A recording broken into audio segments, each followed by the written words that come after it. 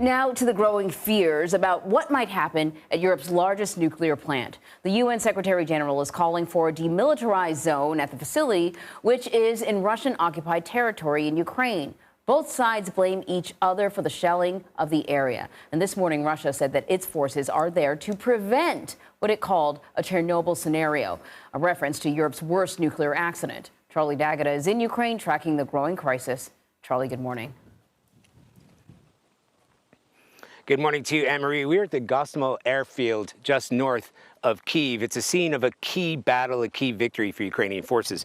But today, a different battle is underway in the fight over the nuclear power plant that's been pushed to the brink.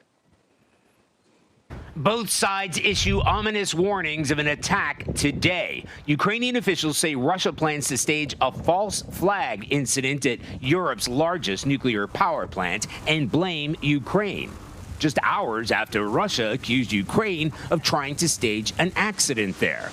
The threats are timed to coincide with a visit to the country by Turkish President Tayyip Erdogan and UN Chief António Guterres. The area needs to be demilitarized, and we must tell it as it is. Any potential damage to Zaporizhzhia is suicide. President Zelensky demanding an immediate and unconditional withdrawal. Russia must stop all provocations and certainly all shelling, he said. We cannot allow Russia to deliberately put us all on the edge of a radiation catastrophe. Ukraine accuses Russia of using it as a military base for troops and equipment. Shaky social media video appears to show Russian military vehicles parked inside the complex.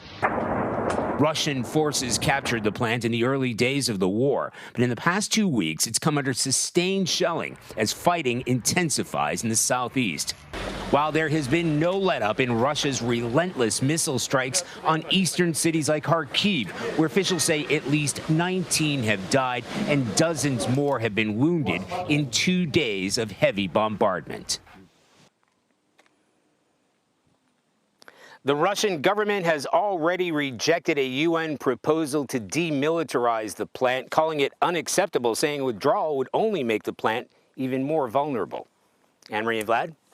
So, listen, Turkey's leader and the UN chief met in Ukraine with President Zelensky on Thursday in a bid to de-escalate the war. And the Turkish President Erdogan said that he would be following up those talks with Vladimir Putin. He met with him a couple weeks ago. There are new reports saying that there's very little progress, though. Is there any hope for a breakthrough soon? Anne-Marie, there are certainly no headlines suggesting that there's any hope here. When you talk about de-escalation, de-escalation has to come from two sides. So if you've got the Turkish president who's got President Putin's ear, possibly has some influence over de-escalation, there's reason for hope there, I suppose. But really, we have to quote President Zelensky. He said, we cannot even talk about peace. We can't even discuss peace, while Russia is firing its guns. So we're in a situation where you've got an increased conflict in the southeast, including around the Zaporizhzhia nuclear power plant, around Kherson, in Kharkiv, in Bakhmut, just getting shelled and pummeled by Russian forces. Ukraine's forces trying to mount this counteroffensive in the south. Neither side is going to be backing down. And if there was going to be some progress, at the very least, it would have been around the Zaporizhzhia nuclear power plant, because you've got the UN, the United States, the IAEA, everybody saying, striking these alarm bells, both sides, the Russians and Ukrainians, saying this is a potentially catastrophic situation there. Yet there has been no progress of any suggestion that either side is, either Ukraine will stop shelling those areas or that the Russians will withdraw and demilitarize not just the plant, but the regions around the plant. It's just, the real estate is too critical for the Russian offensive. So what can you tell us, Charlie, about where you are standing right now? Yeah, Vlad, so we've come up here. You may remember in the early days, I think it was the first, second week of March, there was this huge battle for Hostomel. The Russians were trying to invade and capture the capital, Kyiv. I was here. I was in Kyiv when that was happening.